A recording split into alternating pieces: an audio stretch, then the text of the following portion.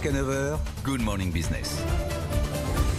À 7h48, on va réfléchir au monde de demain avec Olivier Girard, le président d'Accenture France et Benelux. Bonjour Olivier Girard. Bonjour. Merci d'être avec nous. Vous allez être un acteur essentiel de la transformation de notre économie. On en parlait pendant la pub.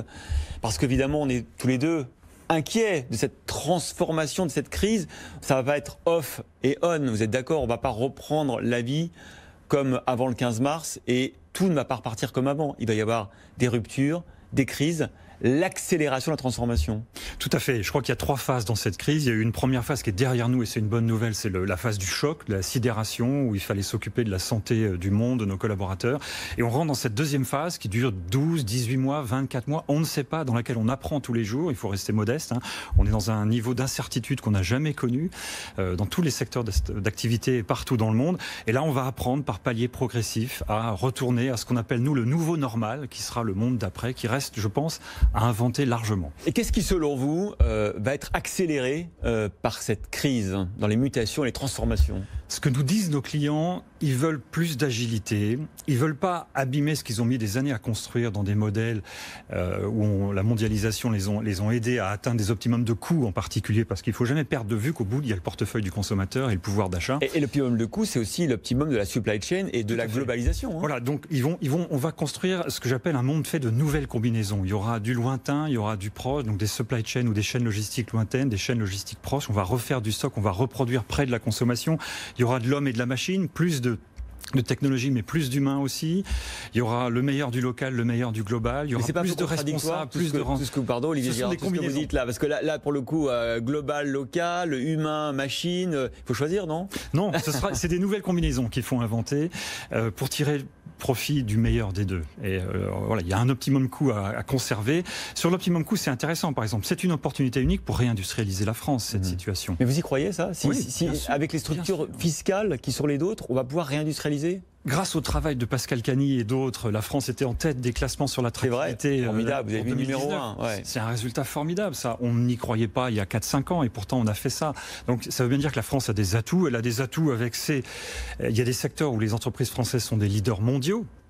Et c'est plus qu'une entreprise. À chaque fois, on a tendance à le voir uniquement en regardant un logo, mais c'est un écosystème derrière, c'est des filières de formation. Vous croyez donc au Made in France? Ça fait plaisir d'entendre Olivier Girard nous dire ça ce matin. C'est parce que vous avez normalement un radar 360 sur nos amis européens, nos concurrents internationaux. Vous dites ce matin, la France a une possibilité de rebondir dans le domaine industriel. Une opportunité. Une opportunité. Mais elle a des atouts, ce classement sur l'attractivité, les infrastructures, la qualité du système éducatif français qui font que ce classement-là, on a fini premier. Des leaders mondiaux dans certains secteurs.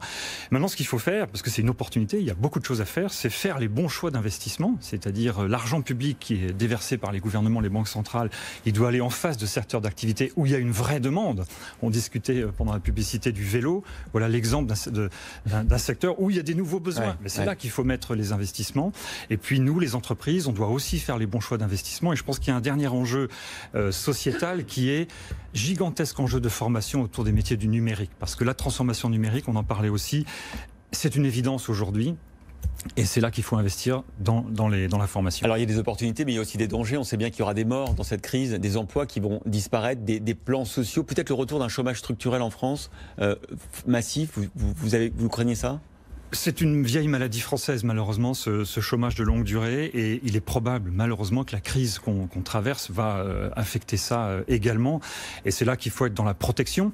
Et à nouveau dans la formation, dans l'investissement sur la formation et dans la dimension territoire également, pas uniquement dans les grandes métropoles. Et puis des industries en crise profonde, je pense à l'automobile par exemple, qui déjà était en crise avant, mais ça s'accélère. L'aéronautique aussi, qui va devoir réinventer son modèle beaucoup plus vite que prévu. Oui, il y a des secteurs qui doivent retravailler leur offre. Ce qu'on a vu, nous, chez Accenture, dans les 10 dernières années, c'est énormément d'attention portée à l'expérience client. Les entreprises faisaient un complexe GAFA, et donc se sont mises à massivement investir sur « je veux une app dans mon smartphone ». C'est ça. Avec mon logo là-dessus, etc. Mais on mis moins d'argent sur la réinvention de l'offre elle-même. Et c'est ça la vraie source de différenciation. Et c'est pour ça que je pense que les 10 prochaines années seront beaucoup autour de la réinvention de l'offre. Et vous avez une mission importante chez Accenture avec 500 000 employés dans plus de 120 pays et 7 500 pour la France. Merci Olivier Girard.